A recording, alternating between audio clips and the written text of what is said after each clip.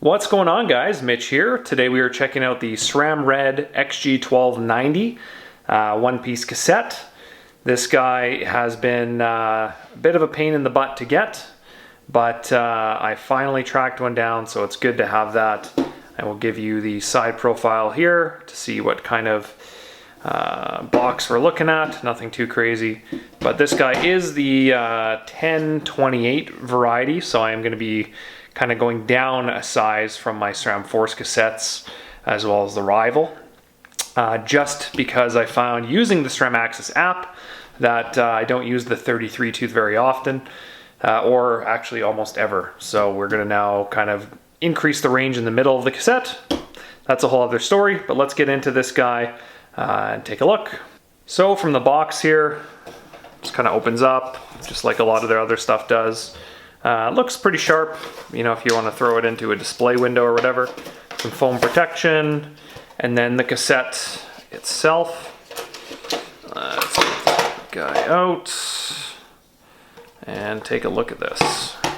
So here we have it, guys, out of the box. Couple things to take note of. One, it is the XDR driver, not to be confused with XD, which is the more the mountainside. XD Road is a little bit different. Nothing too crazy.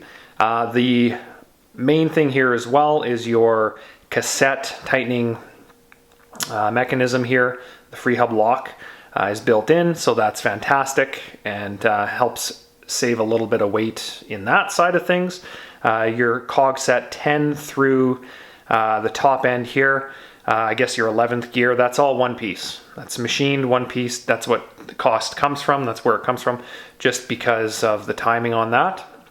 A lot of weight savings, and then they pin that to this top 28 tooth. On the back side of the cassette here, you can see where they actually do kind of the pinning work or the joining. So here's kind of where you can see the tab points or the bite points or whatever, where they actually join that back chainring, which is not a really big deal.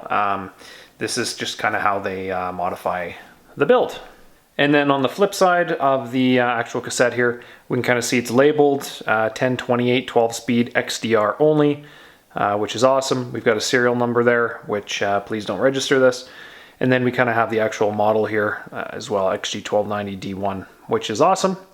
A couple things that I want to point out as well. I don't know how well the camera is going to pick it up from this angle, but in between each gear in the inside cluster of that 11-speed block of one-piece machining work, you will see that there are actual bands between gears, because this guy is machined so much that it does tend to sound a little bit loud or clanky under weight. So I'll try to show this the best I can here, but hopefully you can kind of see in between gears we have these black, I don't know if it's plastic or if it's rubber or if they're bands or what the deal is, but these are snapped in between each gear, and those are designed to kind of keep the echoing, the loudness, the sound down to a minimum.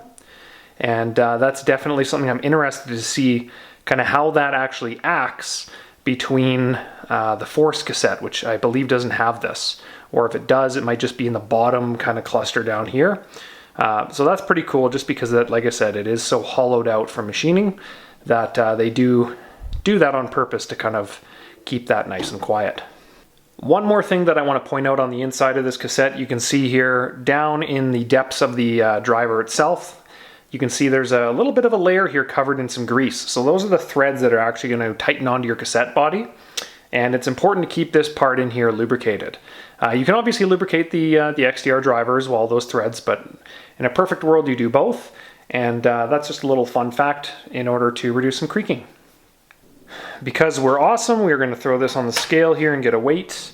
181 grams, which is you know, plenty lighter than the Force cassette, which is fantastic. So who's this cassette for?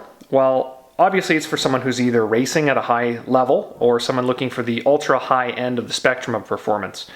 Simply with supply chain, I was kind of pushed into this. I probably would have got a Force cassette in the past, which is great because now it gives me the opportunity to compare the two, both in shifting as well as noise level, which I'll be reporting back on at some point. But you know, when you think about a SRAM Red level of equipment, think of it as like a high-end performance engine in a race car, where if you have the lighter chain, the lighter cassette, the lighter chain rings, the lighter cranks, etc., all your unsprung masses, they're going to add up to a performance advantage. So yes, they cost more, but overall you're going to be wasting less energy to put down the power you're generating. So that's kind of the logic here. I'm excited to test this guy out and report back on kind of what I find. But that's all I got for you guys now. I've given you the weight, etc. And yeah, like, subscribe, share, all that good stuff. And until next time, we'll see ya. All right, later, guys.